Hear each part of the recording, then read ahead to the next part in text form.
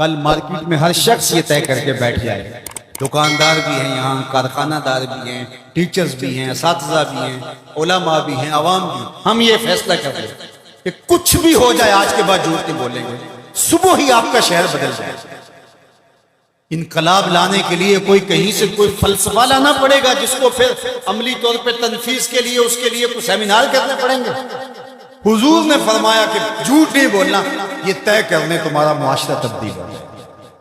تم طے کر لو ہم اوروں کے لیے جئیں گے، صرف اپنے لیے نہیں۔ تو پھر کوئی کسی سے دھوکہ کیسے کر سکتا ہے؟ کوئی کسی سے فراڈ کیسے کر سکتا ہے؟ کسی کو نقصان کیسے پہنچائے؟ کسی کو نیچا دکھانے کی کوشش کیسے کر سکتا ہے؟ صلہ رحمی، رویوں کی خوبصورتی، جس کا کوئی کمانے والا نہیں ہے اس کے کمانے والے ہم بن جائیں۔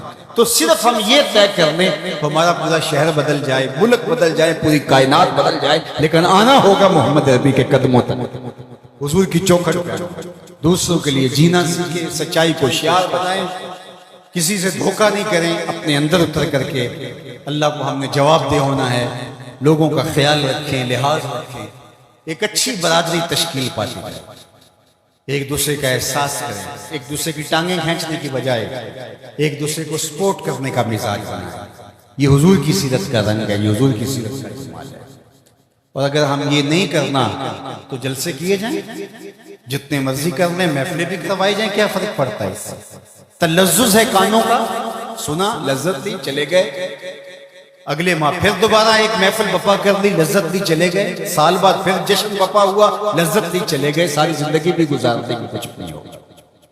لیکن اگر ہم نے طے کرنا ہے کہ یہ اس میں تو کوئی دوسری رائے نہیں کہ سچ بولنا چاہیے، یہ ہمارے نبی کی بھی تعلیم ہے، انسان اپنے ضمیر سے پوچھے، اندر سے بھی یہی آواز آ رہی ہے، اپنے دائیں بیٹھے شخص سے پوچھے، بائیں بیٹھے شخص سے پوچھے، اپنے استاد سے پوچھے، باپ سے پوچھے، ماں سے پوچھے، کسی شخص کو گلی میں کھڑا کر کے پوچھ لے سچ بولنا چاہیے کہ جھوٹ بولنا چاہیے، وہ کہے گا سچ بولنا چاہیے۔ تو پھر ہم آج کے بعد کیوں طے نہیں کر لیتے کہ کچھ بھی ہو جائے سچ ہی بولیں گے، ہماری زندگی سچ کے ساتھ جڑی رہے گی، تمہارا رب آسمان سے بھی رحمت نازل کرے گا، زمین سے بھی رحمت نازل کرے گا۔